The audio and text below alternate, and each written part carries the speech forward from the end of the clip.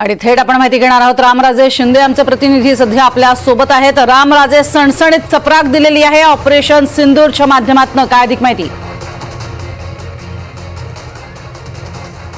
बिलकुल, आणि हे अशी ठिकाणं आहेत की ज्या ठिकाणी पहलगामवर हल्ला करण्याची प्लॅनिंग आखण्यात आली होती आणि जैश ए मोहम्मद, लष्कर ए तोयबा यांचे हे संपूर्ण अड्डे होते आणि ते अड्डे उद्ध्वस्त करण्यात आलेले आहेत। आणि रात्री 1:30च्या सुमारास यावर 24 मिसाईलनी मारा केलेला आहे।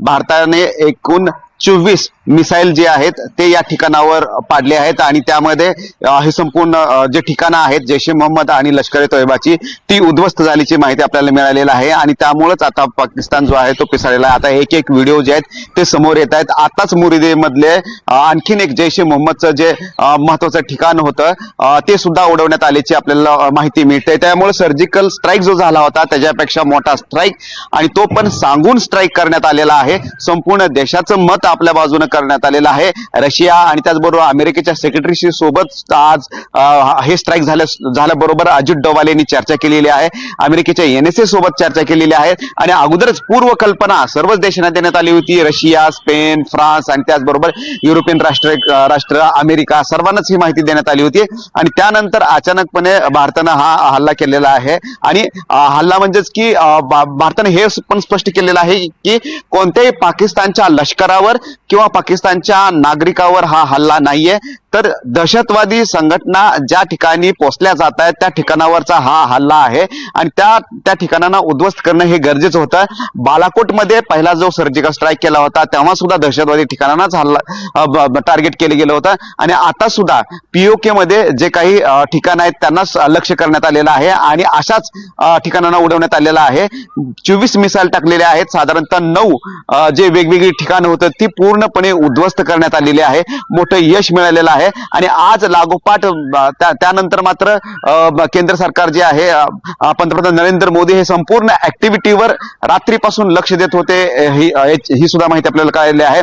आज आणखीन महत्वाच्या 3 बैठका असणार आहेत। एक तर केंद्रीय मंत्रिमंडळाची बैठक असणार आहे आणि त्याचबरोबर कॅबिनेट सिक्युरिटी कमिटीची पण ही बैठक असणार आहे।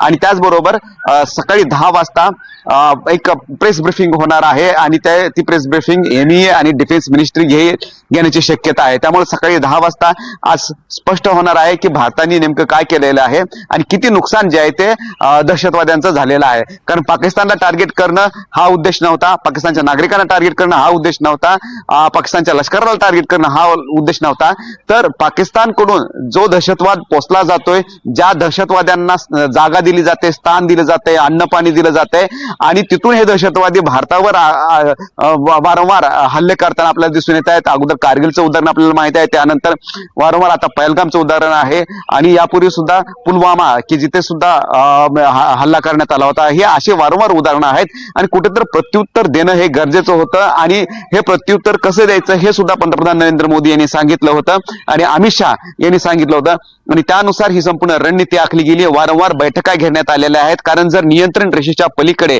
जर हल्ला करायचा आहे तर मात्र संपूर्ण देशातील जेवढे काही महत्वाचे देश आहेत त्यांची सहमती लागेल, त्यांचा कॉग्निझन्स लागणार आहे। त्यामुळे त्यांना विचारात घेऊन रशियानं पाठिंबा दिला, अमेरिकेने पाठिंबा दिला, सर्वच राष्ट्रांनी जे आहे ते पाठिंबा दिला आणि त्यांचा कॉग्निझन्स घेऊनच हा संपूर्ण भारतानं हल्ला केलेला आहे असं म्हणावं लागेल। नक्कीच, मात्र यामध्ये आपण बघतोय की 9 तळ जे आहेत ते उद्ध्वस्त केलेले आहेत।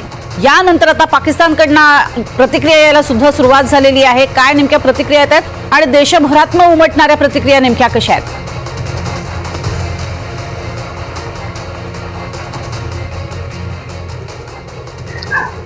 बिलकुल, जेव्हा सर्वप्रथम हा हल्ला केला तर संरक्षण मंत्री राजनाथ सिंग यांचं सर्वात अगोदर ट्विट आलं भारत माता की जय म्हणून आणि त्यानंतर सर्वच मंत्र्यांनी जय हिंद आणि भारत माता की जय अशा प्रकारचे ट्विट करायला सुरुवात केली। पहाटेच्या वेळेस हे संपूर्ण ट्विट येऊ लागले आणि एकंदरीतच आणि त्याचबरोबर आपल्या डिफेन्स मिनिस्ट्रीने सुद्धा आणि आर्मीने सुद्धा भारत माता की जय आणि जय हिंद असं म्हणत जो काही हल्ला केलेला आहे ते स्पष्टपणे उघडपणे सांगितलेलं आहे। यापूर्वी असं कधीही पाहायला मिळालं नव्हतं की आर्मीने स्वतःहून येऊन सांगितलंय की आपण हल्ला केलेला आहे आणि दहशतवादी हल्ले जे ठिकाण आहेत ते टार्गेट केले गेलेले आहेत।